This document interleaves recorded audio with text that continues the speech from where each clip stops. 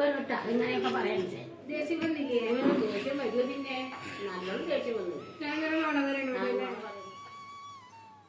ഒരു ഭാരമാവണ്ട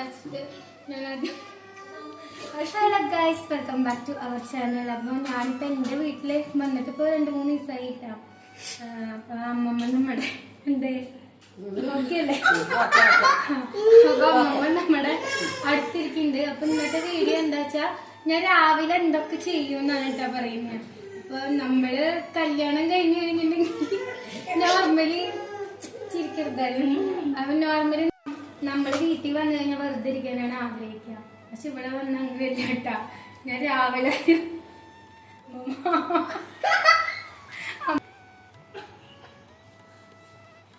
നമ്മള് രാവിലെ ഒരു 5 മണിക്ക് ഞാൻ നീക്കുന്നുണ്ട് അല്ലേ അമ്മമ്മ?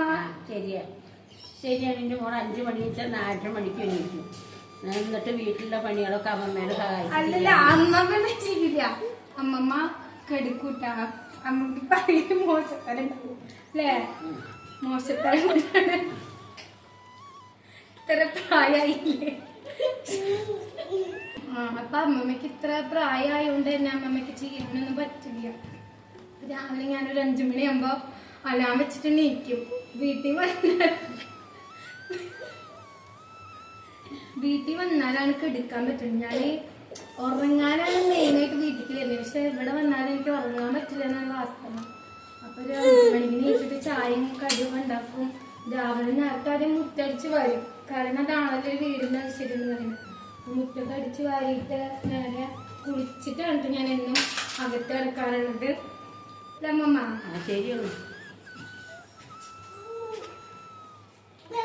എന്നിട്ട് ചായയും കടിയൊക്കെ ഉണ്ടാക്കും. അപ്പൊ എൻ്റെ ഒരു അമ്മ കുറവുണ്ടാവും.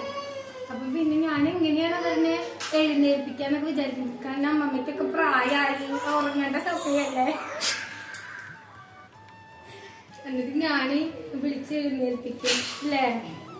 വിളിച്ചെഴുന്നേൽപ്പിച്ച് എല്ലാവരും കിടക്കുന്ന കട്ടിലിൻ്റെ അടുത്ത് വന്നിട്ട് എല്ലാവരെയും വിളിക്കും. ശരിയാണ്. ബ്രഷില് പേസ്റ്റ് ഒക്കെ ആയിട്ടാണ് അമ്മമ്മയുടെ അടുത്തേക്ക് ചെല്ലും. കാരണം ഇനിയിപ്പോൾ അത് അമ്മമ്മയ്ക്കൊരു ഭാരമാവണ്ട വെച്ചിട്ട് ഞാനത് അതും കൂടി ചെയ്യും. അപ്പം അമ്മമ്മ പല്ലൊക്കെ തേച്ചിട്ട് വരും. എന്നിട്ട് മേശമ്മ ഞാൻ 3 ആളും രാവിലെ എല്ലാവരും എണീറ്റ് കുളിക്കും. അതാണ് പറയാറ്. പിന്നെ കുളിച്ചിട്ട് വന്നിട്ട് ടേബിളിൽ ഇരുന്ന ചായയുടെ കടിയൊക്കെ ഞാൻ കൊണ്ടുവന്നിട്ട് ടേബിളിൽ വെക്കും.